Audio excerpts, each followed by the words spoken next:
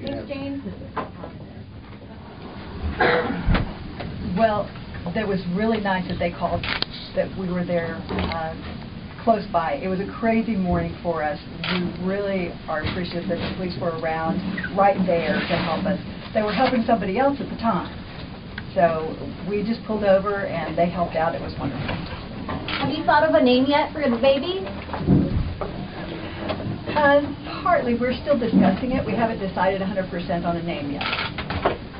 When you all were driving to the hospital, did you realize that she was coming right then, or did you just think you were in labor like the other children?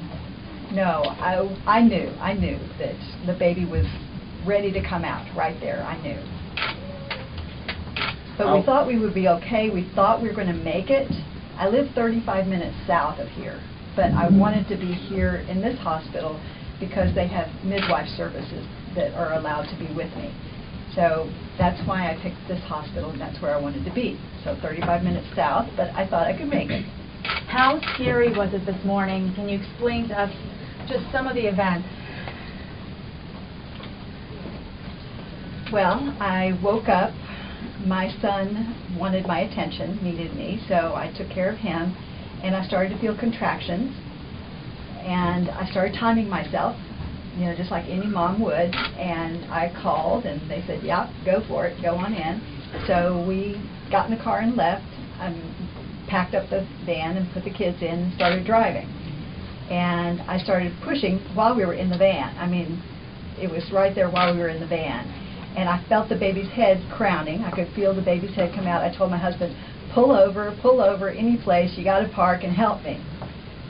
And so he saw the police off to the side of the road helping somebody else, another car that was disabled or something. So we pulled over several lanes and pulled over in front of them.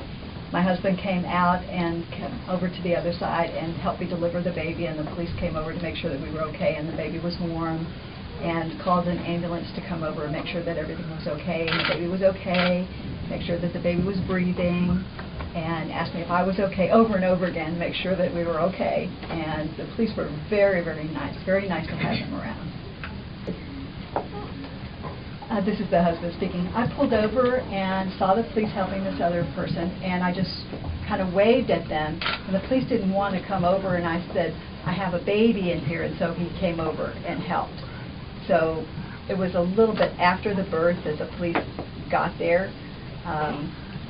They didn't ask us any questions. They just made the phone call for us. Not really a difficulty communicating. There was not a lot of communication going on. I mean, it was obvious what was happening. It was obvious that I needed help. Pretty much was obvious that they needed to call EMS. So there wasn't much communication. Paper and pencil a little bit, but not very much at all. Just a little bit to make sure that we were clear, gesture mostly, but it worked out. And when we're in crisis or anybody else is in crisis, we'll get by. Yeah, because the police at their news conference today said when they got there, the baby's head was sticking out. And you're saying the birth had already happened. We need to kind of clear that up. What? Okay, exactly what happened. My husband was driving, and the head was coming out. And we pulled over, and my husband walked around, waved over to the police. The police were still helping the other person, and then they came over. Really, I had to get the baby out, and my husband pulled the baby out, and right as that happened, the police showed up.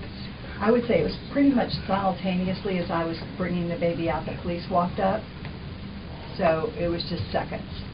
Anything else? Were your other children hearing impaired by chance? Yes. Both of our children are deaf, and we're hoping that he will be the same.